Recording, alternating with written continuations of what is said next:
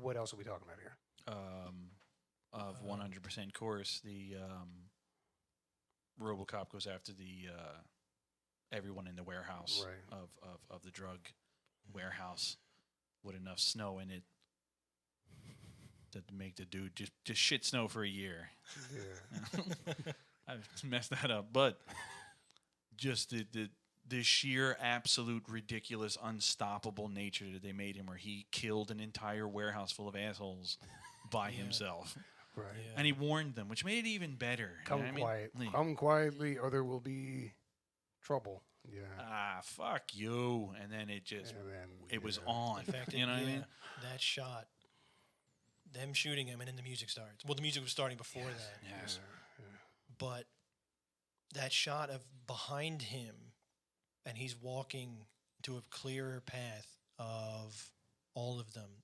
And the body language, he turns, and it's like, yes, give. There's nothing you can do. The last time I walked into a warehouse is what made me like this.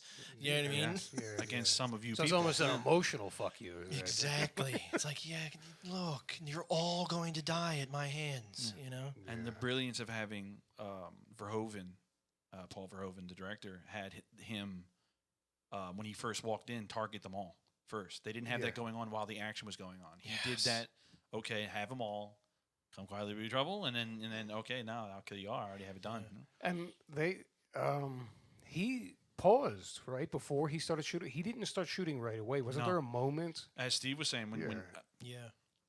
as Malmut was saying, it was behind his back, and you saw him just taking it in as they were all firing on him. Yeah. Because the first shot was a stunt double in the suit, and the guy was a little chunkier than what's his name? And it was from the front. And you saw him getting shot, and they showed what those bullets were doing to other things in the room and not to him. And then he starts walking forward, and then they cut to behind him, and it had to be Weller. It had to be, by the way that guy was moving. Yeah. And he turned a little bit, his head like, oh, get your beatings. Get thee behind me, Satan.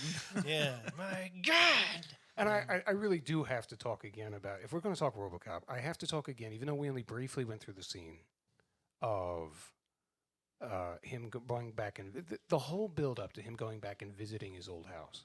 First, the build up there, right? But I have to talk just briefly about that scene and how emotional it was and how it. I go and watch it is all I can say. I don't want to detail it too much, but for me, the whole symbol of that movie is the broken cup. When he walks into the kitchen, so he's going through anyone that hasn't seen it, go watch it. But if you haven't, he's walking through his old house. His family is gone, and they're doing this flashback to him remembering through his point of view, his family. So and they do it as if it's a screen fuzzing out.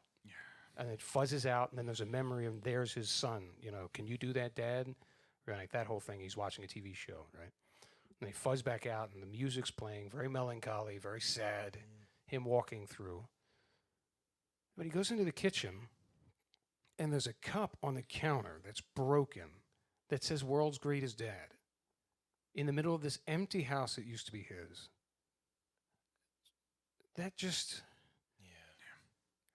I'm sorry. I mean, that's great filmmaking. That one little thing that you catch that through all this, your emotions are like heightened already. You're feeling the sadness of the character.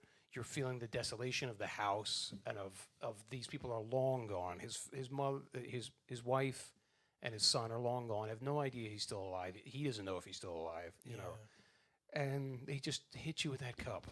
There it is, the broken cup, the broken humanity of that time. Right? It's just, can't say enough about that scene. Yeah. So, okay.